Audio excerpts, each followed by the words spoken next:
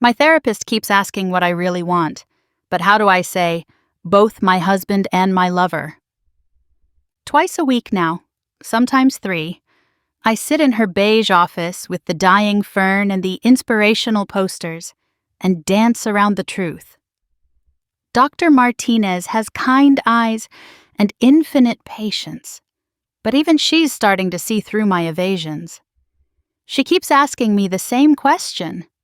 What do you really want, Rebecca? And I keep giving her the same non-answer because the truth is too ugly to speak out loud. I want the sleepy comfort of Michael's hand on my back at night, the way he unconsciously pulls me closer in his sleep. And I want the electric thrill of Brad's touch, the way he made me feel like I was 22 again. I want to pack school lunches in the morning, cutting the crusts off sandwiches just the way Emma likes them, and feel alive in a hotel room by afternoon. I want security and danger, commitment and freedom, the fairy tale and the affair. I'm 35 years old, mother of 2, president of the PTA, and I've destroyed my marriage chasing butterflies that were never meant to last. My name is Rebecca, and 2 months ago, my husband discovered my affair with our neighbor. Not just any neighbor, his friend, a man we'd had over for barbecues every Sunday, whose wife Amy had babysat our kids when we went to Michael's company galas. The kind of betrayal that cuts twice as deep because it poisoned every memory we'd made as couples. The moment he held up Brad's hotel receipt, the Marriott downtown, room 412, the same room we'd used every Tuesday for 5 weeks, my world stopped. But it didn't burn. That came later, in the silence that followed his question. Is there anything you want to tell me? But to understand how I got here, sitting in the ashes of a life I built and burned, I need to go back to when I was 22, studying abroad in Barcelona. That semester changed everything. I was young, beautiful, American, exotic to the European men who pursued me with a confidence that Ohio boys never possessed. The program was supposed to be about art history, but I majored in passion instead. Marco was first, an Italian photographer with eyes like melted chocolate who found me crying over a failed exam in a cafe near the Sagrada Familia. He kissed my tears away and told me academic failures meant nothing compared to failures of the heart. In his studio apartment that smelled of developer fluid and espresso, he taught me that my body could be both canvas and masterpiece. Bella Rebecca, he'd whisper, tracing my curves like he was memorizing them. You are wasted on American boys who think romance is Netflix and microwave popcorn. Then came Jean-Pierre, a French philosophy student who wrote me poetry on napkins in cafes and quoted Baudelaire while we made love. He had pianist's fingers and a mouth that could make me forget my own name. He taught me that seduction was an art form, that anticipation was half the pleasure, that the French had words for desires I didn't even know existed. L'amour, he'd say, is not just feeling, is hunger, is desperation. Americans, they make love like they're afraid to disturb the neighbors. But it was Marco who left the deepest mark, who I'd think about years later in my suburban bedroom. Marco who made me feel like art, who photographed me in the golden Barcelona light and made me see myself as something beautiful and temporary and worth preserving.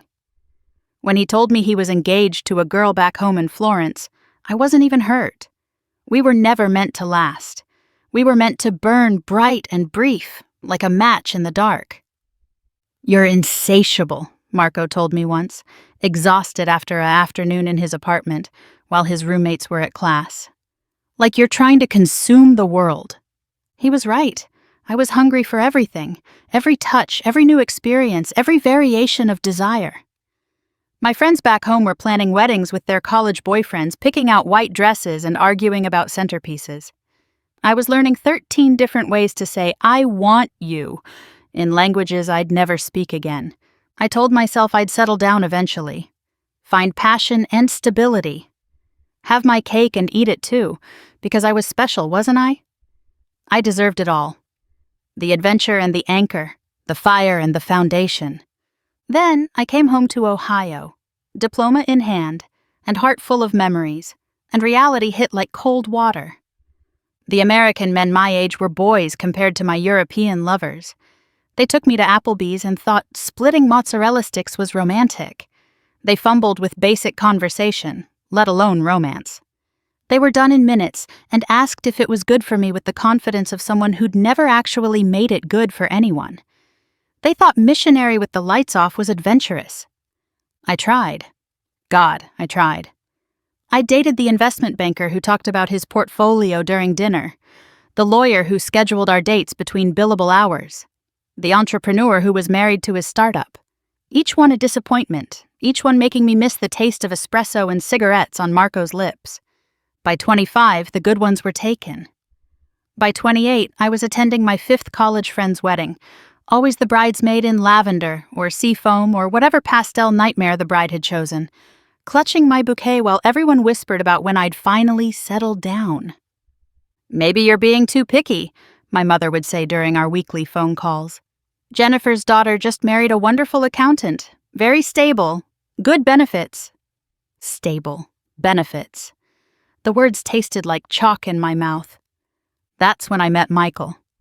My friend Sarah had been talking him up for months, orchestrating casual run-ins that were anything but. "He's perfect for you," she insisted after another failed setup. "Successful, stable, ready for marriage. And Rebecca, he actually wants kids. Do you know how hard it is to find that at our age?" "Is he attractive?" I asked, already knowing the answer from her hesitation. "He's distinguished, handsome in a classic way, like Mr. Darcy." Mr. Darcy was prideful and emotionally constipated for 3/4 of the book, Sarah. "But he came around, and he had that estate." Distinguished. Code for not ugly but won't make your heart race. Classic. Code for boring but has good teeth. I almost didn't go to the dinner party where we met. But I was 28. My eggs were allegedly shriveling by the second according to every women's magazine, and my mother had started leaving fertility clinic brochures on my childhood dresser next to my old ballet trophies. Michael was exactly what I expected. 5'10" in shoes that probably added an inch, with the soft edges of a man who spent more time at his desk than the gym. Thinning hair he was clearly self-conscious about, doing that thing where he'd carefully arranged the remaining strands. Nice eyes behind designer glasses. Tom Ford, I noticed. The kind of man who wore khakis to a dinner party and thought it was dressing down. But he had other qualities. The Audi Q7 in the driveway, pristine and practical. The Rolex Submariner that wasn't flashy, but cost more than most people's cars. I knew because Carlos had worn the same one. The easy way he picked up the entire table's check without blinking, without making a show of it. "You're even more beautiful than Sarah described," he said when we were introduced, with the wonder of a man who couldn't believe his luck. His handshake was firm, but his palm was sweaty, nervous. It was oddly endearing. I should have walked away. But I thought about Marco, married now with 3 kids according to Instagram, living in a villa outside Florence, Jean-Pierre engaged to some French heiress whose cheekbones could cut glass. All my European lovers living their lives without me while I approached 30, still single, still searching for a fire that might not exist in suburban Ohio. "Tell me about yourself," I said, calculating how long I had before my biological clock became a time bomb. He lit up like I'd asked him to recite his favorite poem. He told me about his consulting firm. "We help companies optimize their supply chain management. It's actually fascinating once you understand the logistics." His house in Upper Arlington. 4 bedrooms, 3 baths, best schools in the state. His 401k that was doing quite well, and his diversified portfolio that would ensure a comfortable future. He looked at me like I was the answer to every prayer he'd ever prayed. Like I was the missing piece to his perfectly planned life. A beautiful wife to complete the American dream package. I let him kiss me goodnight on Sarah's porch, under the motion sensor light that kept flickering on and off. His lips were soft, tentative, asking permission even as they touched mine. I felt nothing. No fire, no butterflies. Just the mild pleasure of being wanted by someone who could give me the life I was supposed to want. "I'll call you," he said. And I knew he would. Men like Michael always called. We dated for 6 months before he proposed. He took me to the restaurant where we'd had our first date. "I'm sentimental," he'd said proudly, and got down on one knee with a ring that was exactly what a consultant would buy. Impressive but not ostentatious, classic but not boring, an investment that would appreciate over time. "Rebecca," he said, his voice shaking slightly, "you've made me the happiest man in the world. I promise to love you, cherish you, and give you the life you deserve. Will you marry me?" The life I deserve. Not the life I wanted, but the life I deserved. A Freudian slip, perhaps, or maybe Michael saw me more clearly than I saw myself. I said yes. Of course I said yes. I was 29, my married friends were on their second babies, and Michael was offering me everything a smart woman should want. Security, stability, a man who'd never cheat, never leave, never make me wonder where he was at 2 a.m. The wedding was perfect. Country club reception with a string quartet and signature cocktails. A Vera Wang dress that cost more than most people's cars. Honeymoon in Bora Bora, where I drank enough champagne to pretend I was attracted to my new husband. In photos, we look like the American dream. Him in his classic tux, me in my princess dress, both of us glowing with the promise of happily ever after. The wedding night was what I expected. Michael was gentle to the point of reverence, treating my body like a temple when what I wanted was for someone to vandalize it. He asked permission for everything. "Is this okay? Does this feel good? Should I stop?" Until I wanted to scream. He finished with a soft sigh and immediately asked if I'd finished too. "It was perfect," I lied, the first of thousands. "I love you so much," he whispered, holding me like I might evaporate. "My wife, my beautiful wife." His wife. Like I was a title, a role to be filled. Not Rebecca who'd once danced on tables in Barcelona, who'd skinny dipped in the Mediterranean at dawn, who'd felt so alive her skin could barely contain her. Our life felt lukewarm from the start. The gas stovetop in our kitchen was a Viking, top of the line, but we only used it for reheating takeout. The fireplace in our living room was beautiful, surrounded by custom stonework, but stayed unlit even in winter because Michael worried about the mess. My skin always felt cool to the touch, like I was slowly freezing from the inside out, turning into an ice sculpture of the perfect suburban wife. I remember one Saturday night, about 3 years into our marriage. Michael had put it in his phone calendar. Date night, be home by 9. He'd made a reservation at the Italian place we always went to, ordered the wine he'd researched on some app, discussed his week at work with the same enthusiasm he brought to everything. Back home, he lit candles, vanilla because they were romantic, and put on the same playlist he always used. John Mayer, always John Mayer. He kissed my neck in the same spot, unbuttoned my dress with the same careful fingers, whispered the same things about how beautiful I was, how lucky he was. "Is this okay?" he asked as he always asked. "Does this feel good?" "Yes," I lied, as I always lied. 10 minutes later, he was asleep, one arm draped over me possessively, snoring softly. I lay there staring at the ceiling fan, counting its rotations, wondering if this was what death felt like. Not painful, just nothing. Just the absence of feeling while your body went through the motions. There was a moment early in our marriage when he'd tried to be different. We'd been watching some movie with a passionate love scene, and Michael had turned to me with an unusual glint in his eye. "We could try that," he'd said, gesturing at the screen where the couple was pressed against a wall, wild with desire. "Try what?" I'd asked, though I knew. "Being more spontaneous, adventurous. I know I'm not exactly Mr. Excitement, but I could learn. For you." For a moment, I'd seen a flash of who he could be, someone who could surprise me, challenge me, meet my hunger with his own. But then he'd added, I've actually been reading some articles about spicing things up in marriage. There's a whole checklist we could follow. A checklist. He wanted to schedule spontaneity, plan passion, research his way into being exciting. The moment died before it was born, and I'd patted his hand and said, "You're perfect the way you are." The lie came so easily. All my lies did. But Michael was good in ways that mattered. When our daughter Emma had night terrors, screaming about monsters under her bed, he'd sit with her for hours, singing off-key lullabies until she fell asleep against his chest. He never complained about the lost sleep, never suggested we just let her cry it out. "She needs to know we're here," he'd say. Always. When his mother made snide comments about my career ambitions at family dinners, I'd kept my marketing job, refusing to be a full-time housewife, he'd shut her down cold. "Rebecca is an amazing mother and professional," he'd say, his mild manner suddenly steel. "I'm lucky she chose me. We're partners, Mom, equal partners." He was lucky. That was the problem. He knew it, I knew it, everyone knew it.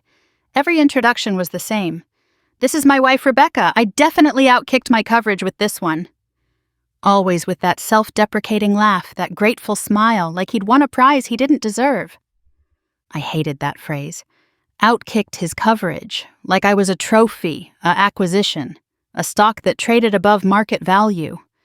I got pregnant within 6 months.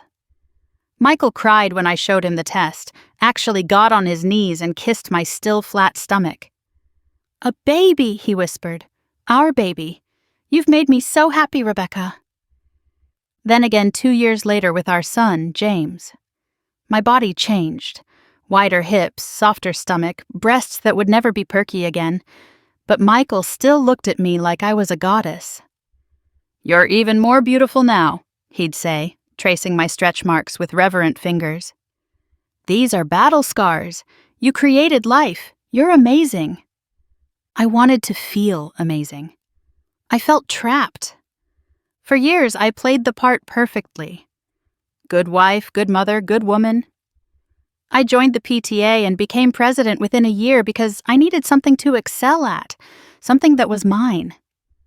I joined the country club and learned to play tennis badly. I hosted dinner parties where we served wine that Michael researched for hours, paired with meals I'd learned to cook from YouTube videos. I posted family photos with hashtags like blessed and lucky wife and living my best life. In every photo, I'm smiling. You'd never know that behind that smile, I was screaming. I'd catch myself staring at other men at the gym. The trainer with tattoo sleeves who looked like he'd bend me in half. The divorced dad who picked up his kids with motorcycle helmets. I'd wonder what their sweat tasted like, what sounds they made, whether they asked permission or just took what they wanted. I'd read romance novels in secret, hiding them on my Kindle under innocuous titles. Contemporary romance, historical bodice rippers, dark mafia stories that would make Michael faint. I'd touch myself to scenes of passion Michael could never give me, then feel guilty when he'd roll over and kiss my shoulder, content with our scheduled Saturday night intimacy. I'd dream about my European lovers and wake up restless and ashamed. Marco's hands, Jean-Pierre's mouth, Dimitri's words. Sometimes I'd mix them all together, create some impossible man who could make me feel alive again. "You seem distant," Michael would say, always noticing, always concerned. "Just tired," I'd answer. Always tired. Never admitting I was tired of him, of us, of the life I'd chosen because it was sensible and safe and slowly killing me. One night, he caught me staring out the kitchen window at nothing, a glass of wine growing warm in my hand. Emma was at a sleepover, James was in bed, and the house felt like a beautiful prison. "You have that look in your eye again," he said softly, "the one you get when you're about to break a rule." I turned, startled. Sometimes Michael saw more than I gave him credit for. "What rule would I break?" I asked, forcing a laugh that sounded hollow even to me. "I don't know," he said, coming up behind me, wrapping his arms around my waist. He smelled like fabric softener and that cologne I'd bought him for Christmas, selected because it was appropriate. But you're restless. You've been restless since the day I met you, like you're waiting for something. I'm not waiting for anything, I lied. I have everything I need right here. Do you? He turned me to face him, those nice eyes behind those designer glasses seeing too much. Because sometimes I feel like I'm not enough for you, like you're tolerating this life instead of living it. It was the closest we'd ever come to the truth. I should have been honest then. Should have told him that he was right, that I was dying inside, that I needed more than he could give. But I was a coward. You're imagining things, I said, kissing him softly. I love our life. I love you. I love you too, he said, but I could see the doubt in his eyes. Whatever you need, Rebecca, just tell me. I'll do anything to make you happy. Anything except be someone else. Anything except set me on fire. Then Brad moved in next door. The first time I saw him was a Saturday morning. I was in the kitchen, making pancakes shaped like dinosaurs for James, when I glanced out the window. There he was, unloading boxes from a U-Haul, and even from across the yard I could tell he was different. 6'2", built like a swimmer, all long lines and lean muscle. He moved with the easy confidence of a man who'd never been rejected, who knew exactly what he could do to a woman with just a smile. When he pulled off his shirt in the June heat, I actually stopped mid-pancake flip. Honey, you're burning the dinosaurs, Michael said, gently taking the spatula from my hand. You okay? Fine, I said, but my pulse was racing. We should introduce ourselves to the new neighbors. Be welcoming. Michael beamed. He loved when I suggested neighborly things. That's a great idea. I'll grab a bottle of that wine we got at the vineyard last month. An hour later, we were on Brad's porch, the four of us making awkward introductions. His wife, Amy, was exactly what I expected. Sweet, pretty in that kindergarten teacher way, clearly besotted with her husband. She kept touching him, little possessive gestures that marked her territory. Brad's in pharmaceutical sales, she explained, her hand on his arm. Travels a lot, but he's trying to get more local accounts so he can be home more. I like being home, Brad said, but he was looking at me when he said it. Lots of interesting things in the neighborhood. We clinked glasses, and when our eyes met over the rim, I felt something shift. A recognition. A possibility. A door opening that should have stayed locked. Welcome to the neighborhood, I said, letting my hand linger when we shook. I think we're going to like it here, he replied, his thumb brushing my palm so briefly I might have imagined it. But I didn't imagine it. Just like I didn't imagine the way he watched me walk away, or the way my skin burned where he'd touched it, or the way I thought about that handshake for the rest of the day. It started innocently. Chats over the fence while our spouses discussed property taxes and school districts inside. He'd be doing yard work, always shirtless, always when he knew I'd be outside. And I'd find excuses to water plants that didn't need watering. So what's your story? Brad asked one evening. It was July, fireflies just starting their dance. Michael and Amy were inside comparing notes on the best contractors for kitchen renovations, and we were left with the dangerous combination of proximity and plausible deniability. Generic suburban mom, I said, trying for self-deprecating humor. 2 kids, book club on Wednesdays where we drink more wine than we discuss books, secretly day drinking by Thursday. He laughed, and God, even his laugh was attractive. And before that? Before that, I was interesting. I bet you still are, he said. And the way he looked at me, like he could see through the yoga pants and messy bun to the girl who'd danced till dawn in Barcelona, made me feel exposed. Just hiding it well. What makes you think I'm hiding anything? Because you look at your husband the way my wife looks at her Pinterest boards. Like it's nice, but it's not quite what you had in mind.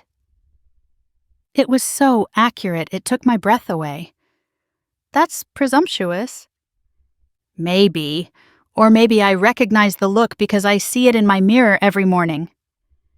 We started inventing scenarios about our neighbors, creating elaborate backstories that grew more ridiculous with each telling. The couple in the tutor were definitely swingers. Did you see their pineapple door knocker? Dead giveaway. The woman who jogged at 5 a.m. was having an affair with her trainer. Nobody's that committed to fitness without ulterior motives. We created a whole secret world that belonged only to us. An invisible conspiracy that made every neighborhood gathering electric, with hidden meaning. At the block party for 4th of July, we'd catch each other's eyes across the crowd and share silent commentary on everyone around us. Plot twist, he'd text me later. The Johnson's potato salad was actually a cry for help. Obviously, I'd respond. Nobody uses that much mayonnaise without deeper issues. It was harmless. Just neighbors being friendly. Just jokes between friends. That's what I told myself as I found myself checking my phone more often, smiling at his messages, saving the funny ones to reread later. One night at a block party, August now, the summer stretching endless and hot, Michael and Amy were in deep discussion about the new recycling schedule, comparing notes on which bin was for what. Brad and I stood apart, drinks in hand, watching them with fond exasperation. God, they're perfect for each other, Brad murmured. Look at them. Actually excited about color-coded bins. Perfectly boring, I agreed without thinking, then caught myself. I mean, no, you're right, they're good people. Salt of the earth, the kind who make communities function. He took a sip of his beer. And we're the assholes standing here mocking them because they find joy in simple things. Are we assholes? Probably. He turned to look at me fully, and the intensity in his eyes made my stomach flip. But at least we're honest assholes. We know we want more than color-coded bins and HOA meetings. That's something. We shared a look that said everything. That was the moment. Not the first kiss or the first time we touched. That moment of recognition, we were the same kind of hungry, the same kind of lost, the same kind of dangerous to each other. Michael noticed because Michael always noticed everything about me. He'd spent 5 years studying me like I was a subject he could master with enough attention. You seem happier lately, he said that night as we got ready for bed. More alive. It's nice to see. I was alive. For the first time in years, I was burning, and I was terrified he could smell the smoke. The night everything changed was in September. Amy was visiting her sister in Columbus for the weekend. Something about wedding planning. We invited Brad over for dinner. Michael's idea, trying to be neighborly, trying to make friends. I spent 2 hours getting ready, telling myself it was just because we had company. I wore the red dress, the one I'd bought years ago and never worn because Michael said it was a bit much for the suburbs. It hugged everything right, showed just enough to be dangerous, made me feel like the woman I used to be. You look amazing, Brad said when Michael was in the kitchen getting drinks. His eyes traveled down my body and back up, slow and deliberate, making sure I knew he was looking. So do you, I replied, not even trying to hide it anymore. He was in dark jeans and a black button-down that probably cost more than it should have, and he smelled like expensive cologne and bad decisions. Dinner was torture. Sitting across from him, watching him laugh at Michael's stories about supply chain management, feeling his eyes on me every time Michael looked away. Our feet touched under the table. Accident the first time, deliberate the second, a full conversation by the third. Michael grilled salmon and talked about his new client. Brad asked intelligent questions and somehow made logistics sound interesting. I drank too much wine and tried not to stare at Brad's hands, tried not to imagine them in my hair, on my skin, places they had no business being. Rebecca's been killing it with the PTA, Michael said proudly, his hand on my knee. She organized this whole fundraiser last month, raised $12,000 for new playground equipment. Impressive, Brad said, but his tone suggested he was impressed by something else entirely. Rebecca seems like a woman who gets what she wants. She is, Michael agreed, oblivious to the undercurrent. I'm lucky to have her. Very lucky, Brad agreed, holding my gaze a beat too long. After Brad left, handshake for Michael, lingering hug for me that pressed every inch of our bodies together, Michael confronted me. You were flirting, he said quietly, loading the dishwasher with mechanical precision. I was being friendly. Rebecca.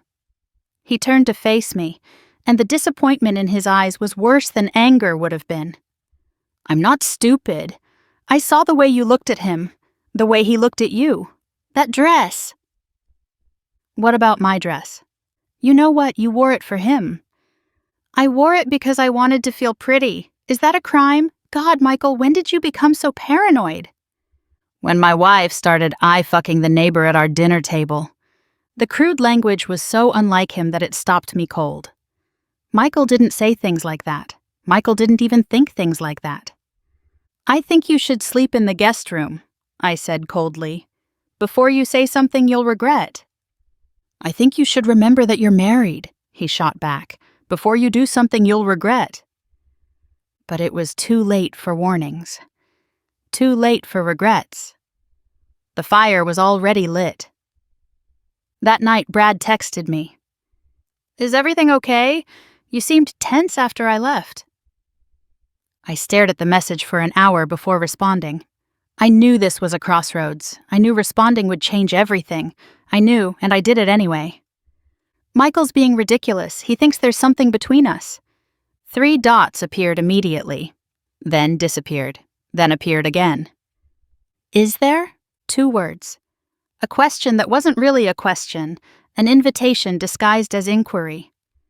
Yes, I typed, then deleted it. I don't know, I typed, then deleted that too. Finally, I wrote, what do you think? I think your husband is smarter than he looks. That text opened a door that should have stayed closed, dead-bolted, burned down.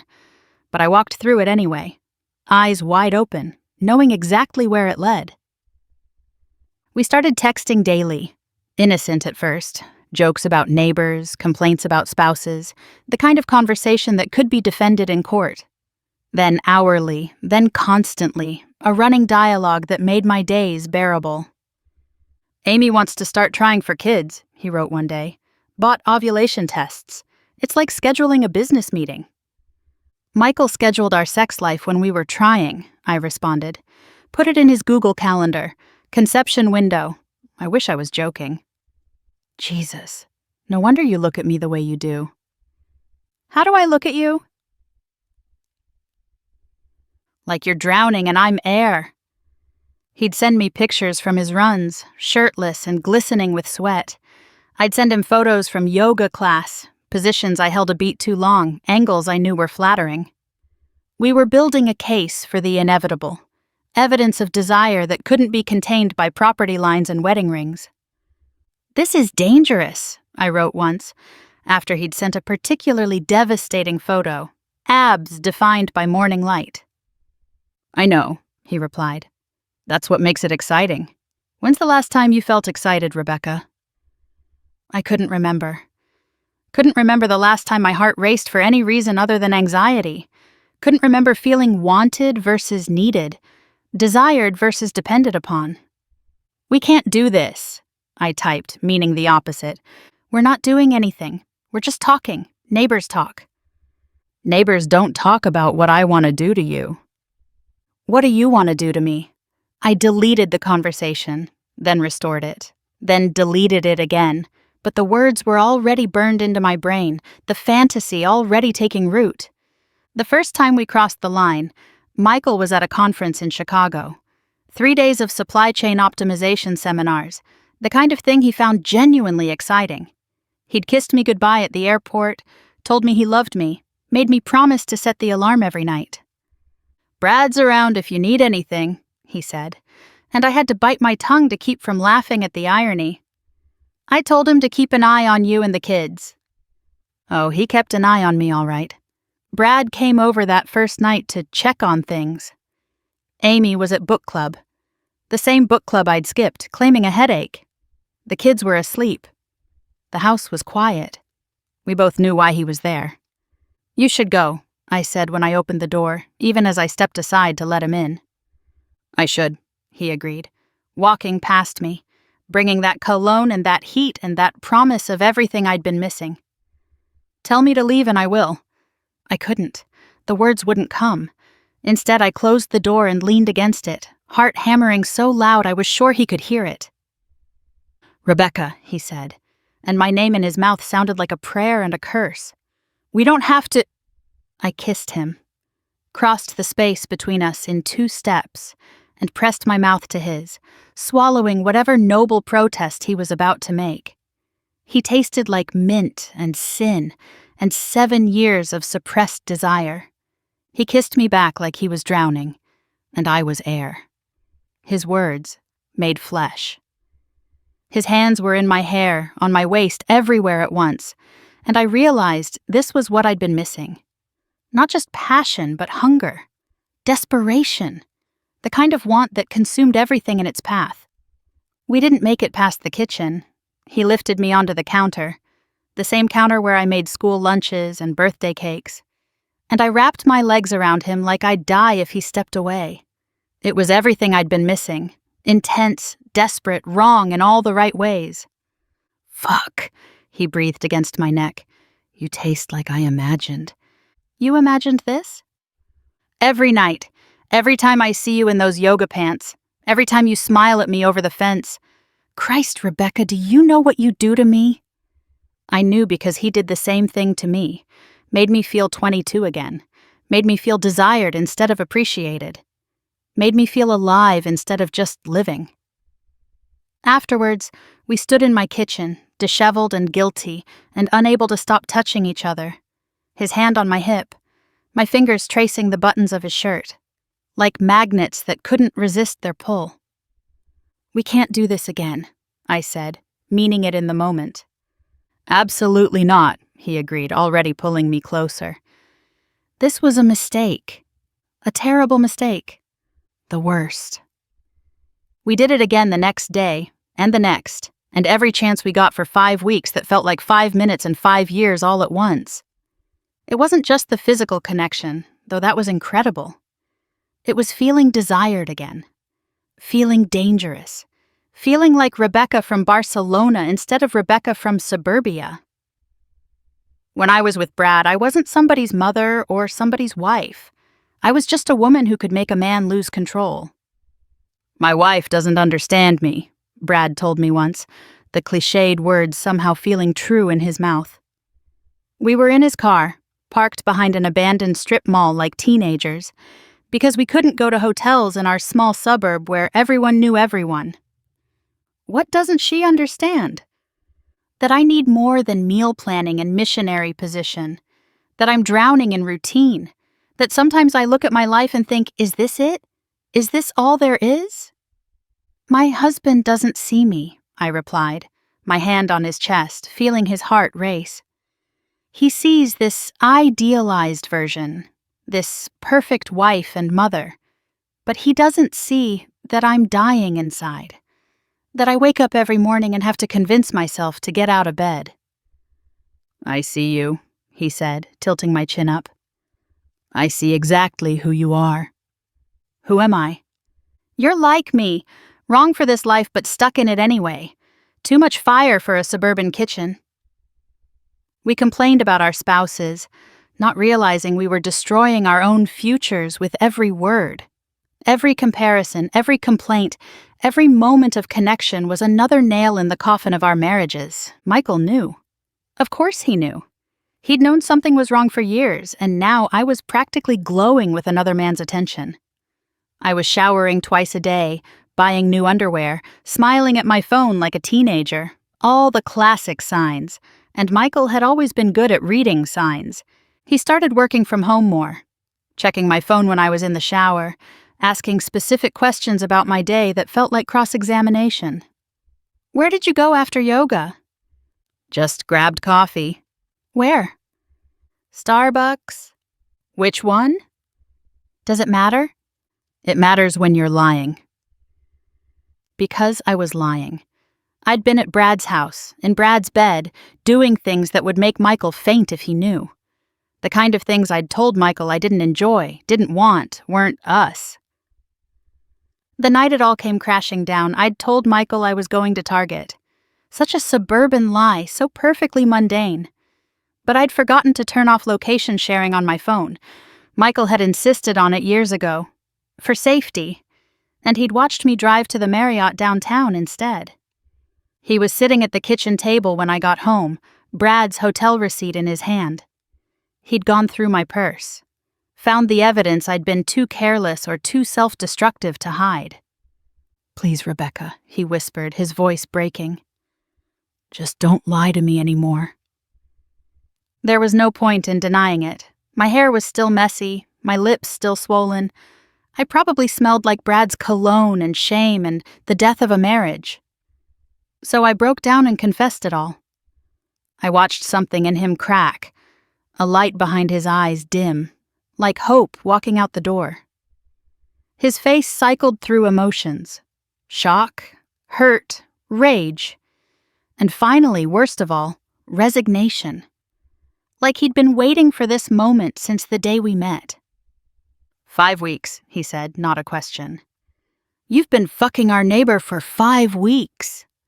The crude language from his mouth was jarring. Michael didn't say fuck. Michael said make love, or intimate, or nothing at all. Yes. In our bed? No, never in our bed, as if that mattered, as if geography could soften betrayal. In his? Yes. Hotels? Yes. His car? Michael, stop. No, I need to know. I need to understand. Was it worth it? He looked at me then, really looked at me, and I saw that he already knew the answer. Was he worth throwing away 7 years, 2 kids, our life? I wanted to say no. I wanted to lie one more time, this last kindness. But we were past lies. In the moment, yes, I admitted, each word a knife. Now? I don't know. You don't know? He laughed, bitter and sharp. You destroyed our family for something you don't know was worth it? I destroyed our family because I was already destroyed, I said. Because I've been dying inside for years and you never noticed.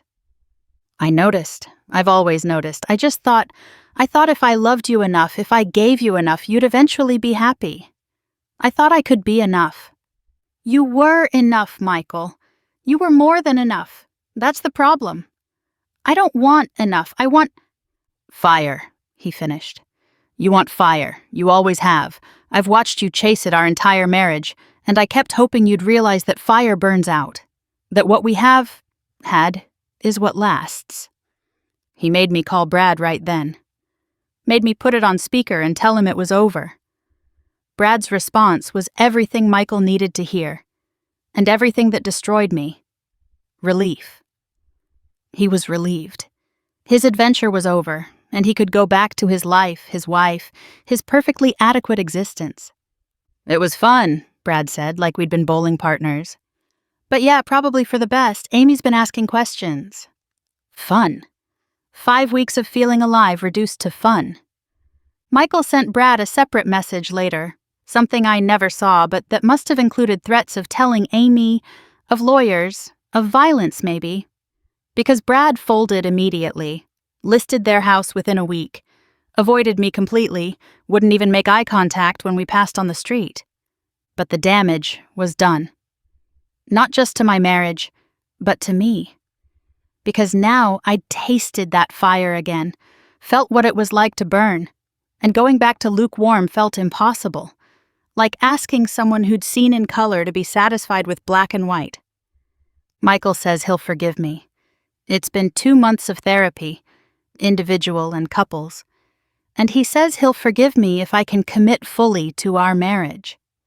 If I can get over this obsession with passion and learn to appreciate what we have. What we have. A beautiful house where every room holds a memory I've tainted. 2 kids who still think mommy and daddy are just going through a tough time. Financial security that feels like golden handcuffs. A man who loves me despite everything, which somehow makes it worse. But not fire, never fire. I could try, I tell Dr. Martinez. I could pretend to be satisfied, go through the motions better this time, be the wife he deserves. But, she prompts, always pushing, always digging. But I'd be lying, to him, to myself, to our kids, and hasn't there been enough lying? My therapist says I'm addicted to intensity, that I'm chasing a high that doesn't last, that real love is supposed to be steady, not explosive. She uses words like attachment disorder and self-sabotage and dopamine addiction. But what if I'm not broken?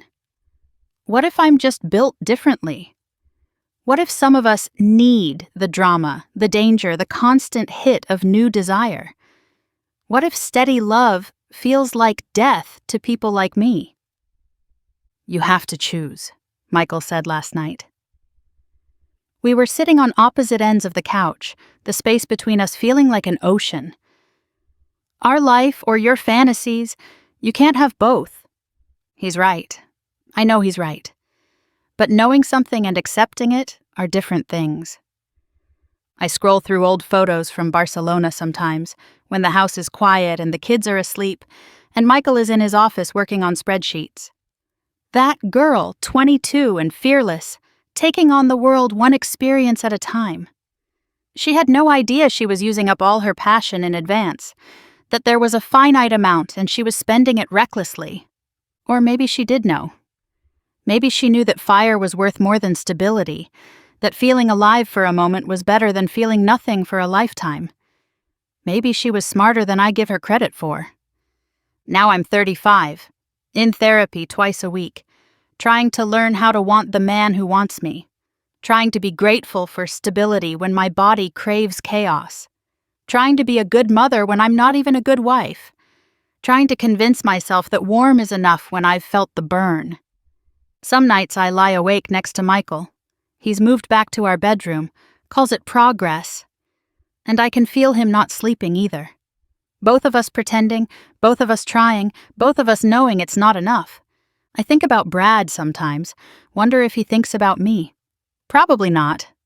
I was just another conquest, another bored housewife, another cliché. He's probably already found another fire to start, another woman to burn. But I can't find another fire. This is my life, my only life, and I've already burned it down once. There's nothing left to torch. Emma asked me yesterday why Daddy looks sad all the time. Did you hurt his feelings? She asked, with the brutal intuition of a 6-year-old. Yes, I told her. I hurt his feelings very badly. Then say sorry and hug him, she advised. That's what you tell me to do. If only it were that simple. If only sorry could rebuild trust, and hugs could reignite love, and kisses could turn steady warmth into burning heat. James has started having nightmares. My confident 8-year-old who used to sleep like the dead now appears in our doorway at 2 a.m., clutching his dinosaur, asking if we're getting divorced. Tyler's parents got divorced and now he has 2 bedrooms but no real home, he tells me, wise beyond his years. I've become the perfect mother out of guilt. Elaborate breakfasts every morning, handwritten notes in lunchboxes, volunteer for every field trip. I help with homework for hours, bake cookies from scratch, never miss a soccer game. The other moms compliment my dedication, not knowing it's penance. But children see everything. Emma's started asking why Mommy and Daddy don't hold hands anymore. James notices that we eat dinner in silence, that our laughter sounds forced, that Daddy sleeps in his office some nights, working on a big project. They've started acting out in small ways. Emma throwing tantrums over nothing, James getting into fights at school. The guidance counselor called last week. Children often internalize marital stress, she said gently. They blame themselves. I wanted to scream that I was the only one to blame, that my children were paying for my selfishness, that I'd poisoned their childhood with my hunger for something more. Instead, I smiled and promised we'd work on communication at home. The irony is that I'd told myself the affair wouldn't affect them, that what they didn't know couldn't hurt them. But children don't need to know details to feel the earthquake that's shattered their foundation. They're living in the aftershocks of my choices, wobbling through days that used to feel solid. My mother called this morning. "How's therapy going? Are you and Michael working things out?" "We're trying," I said, the same answer I always give. "Marriage is work," she replied, the same thing she always says. "But it's worth it. Passion fades, Rebecca. What matters is partnership. Your father and I have been partners for 40 years. Partners. Like we're running a business. Like love is a transaction, a deal you make and stick to, regardless of the fine print." "Were you ever passionate about Dad?" I asked, surprising myself with the question. A long pause. "Passion is for young people," she finally said. "Mature love is different. It's choosing each other every day, even when you don't feel like it, especially when you don't feel like it. But what if I don't want to choose? What if I want to be chosen desperately, daily, the way Brad chose me for 5 weeks? What if I want to be wanted, not just loved? What if some women aren't meant for mature love?" Brad and Amy's house sold last week. I watched from my window as they loaded the moving truck, Amy directing traffic while Brad carried boxes. She looked happy, excited about their fresh start in another suburb, another life where her husband's infidelity is unknown. Part of me wanted to run out there, to tell her everything, to destroy his life like I'd destroyed mine. But what would be the point? She'd just become another me, another woman wondering why she wasn't enough, married to a man who needs more than enough. The truth is, it's not about being enough. Michael is enough, more than enough. He's everything a woman should want. Kind, stable, successful, devoted. He coaches James's soccer team and reads bedtime stories with different voices and never forgets an anniversary. I'm the one who's not enough. Not satisfied with enough. Always hungry for more, even when more means losing everything. "What do you really want?" Dr. Martinez asks again, and this time I tell her the truth. "I want to feel alive," I say. "I want to wake up excited about the day. I want passion that consumes me, desire that drives me crazy, love that feels like drowning. I want fire." "And if you can't have that with Michael, then I'm just another suburban mom going through the motions, dying a little more each day, pretending that warm is the same as hot." "Is that so bad?" she asks. "Millions of women would kill for warm." "Those women haven't felt the burn," I say. "They don't know what they're missing." "Or maybe," she suggests gently, "they've learned that burns leave scars, that fire consumes everything in its path, that sometimes warm is wisdom, not settling." Maybe she's right. Maybe I'm just an addict chasing a high. Maybe I'm selfish and destructive and broken. Maybe I should be grateful for what I have instead of mourning what I've lost. But tonight, Michael will come home from work, kiss my cheek carefully like I might break or bolt, ask about my day. We'll have dinner as a family, help with homework, go through the motions of a life that looks perfect from the outside. The kids will laugh at his dad jokes, and I'll smile at appropriate moments, and we'll all pretend this is enough. And I'll smile and pretend that it's enough, even though we both know it never will be. Because some women are built for steady warmth, for reliable love, for lives that make sense. They marry their Michaels and count themselves lucky. They find joy in soccer games and date nights and growing old with someone safe. But some of us are built for the burn. We're the ones who dance too close to the flame, who choose passion over peace, who'd rather have 5 weeks of fire than 50 years of flannel pajamas.